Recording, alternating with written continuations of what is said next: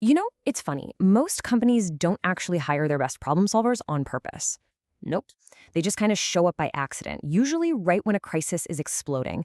But what if you could actually recruit them intentionally? So let's get into it. This is your practical guide for how to find, hire, and manage the most effective crisis handlers you'll ever meet. I mean, really think about it. When a client is absolutely furious, a project's gone completely sideways, or there's some nasty internal conflict brewing, who's the person you call? Yeah, it's almost always that one person who's not afraid to get their hands dirty while everyone else is running for the hills. And that right there is the core of the problem, isn't it? Our hiring process is basically designed to hire for comfort. We look for peacocks and diplomats, agreeable people who won't rock the boat. But when things hit the fan, what you actually need is a hyena, someone who thrives on clarity and is literally built to handle the conflict.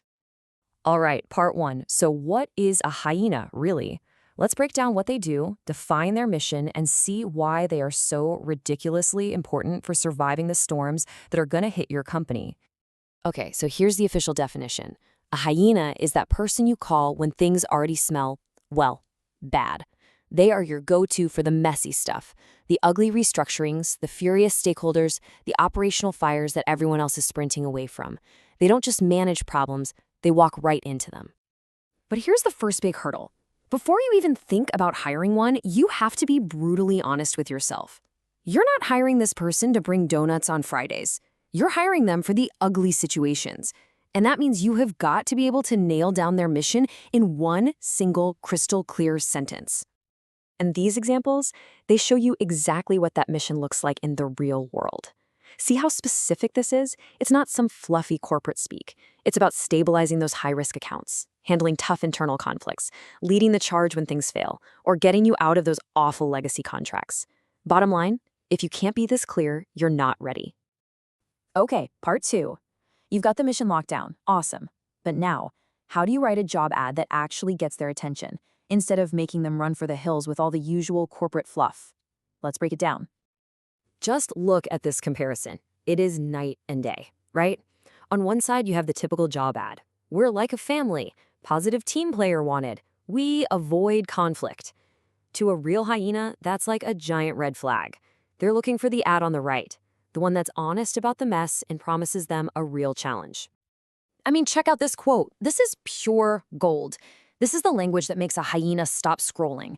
It's not just saying, hey, come put out our fires. It's saying, you don't scare easy. We need you to put out the fire and then help us learn from it so it never happens again. Someone with this profile reads that and thinks, okay, finally, someone who gets it. All right, part three. You've done it. The job ad worked and you've got candidates lined up. Now for the hard part, the interview. How do you figure out if they have the right mix of grit, smarts, and, this is the big one, ethics? You have to start with a question like this one.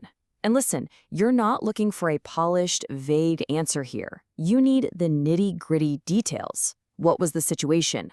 What exactly did they do? And what was the real outcome?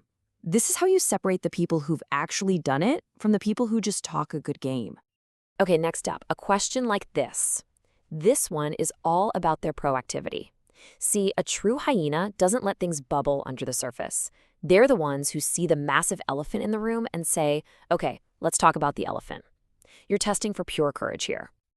Now this question is a killer for testing self-awareness.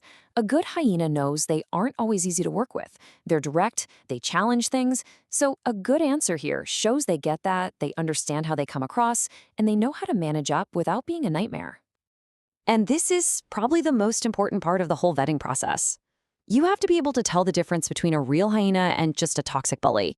This table lays it out perfectly.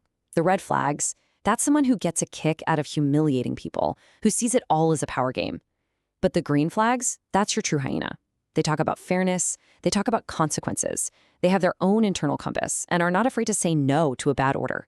And crucially, they can take feedback.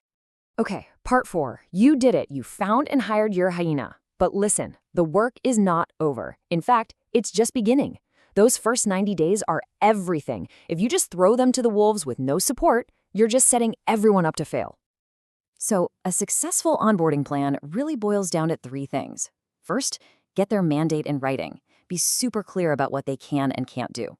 Second, you gotta give them a map. Who are their allies? And more importantly, where are the political landmines? And third, ease them in. Start them with a few manageable fires so they can build some credibility and get some early wins. And really, the big idea here is simple but so important. You didn't hire a garbage disposal for your company's messes. You brought on a strategic partner. Treat them like one, and they'll be one of your most valuable assets. Period. All right, we're at the final piece of the puzzle, part 5, keeping them. I mean, this is a super high-stress job. So how do you keep your hyena effective, engaged, and fighting for you in the long run? This chart breaks down what actually keeps them going. And spoiler alert, it's not just a paycheck. Look at the big pieces of the pie here. The number one thing is leadership backing. They need to know you have their back no matter what. They also need recognition, not just for the fires they put out, but for the ones they prevent from ever starting. And they need to feel like they're actually making the system better, not just mopping up the same spills over and over. And I need to be super clear about what happens if you get this wrong. If you hire someone specifically to tell you the truth, and then you punish them for it when you hear something you don't like, well, one of two things is going to happen. Either they'll just switch off and stop caring, or they'll turn all that skill and power against you. And trust me, you do not want that. So, as we bring this all home, I want you to take a second and think about your own organization. Where's that one problem that just won't go away? That one client, that one department that's just a mess? Where could a hyena make the biggest difference right now? So the next time you hear yourself say, man, we just need someone who isn't afraid to get their hands dirty, remember what we talked about here. You're not just looking for a tough person. You're looking for a hyena. And now you actually know how to go find one, vet one, and hire one properly.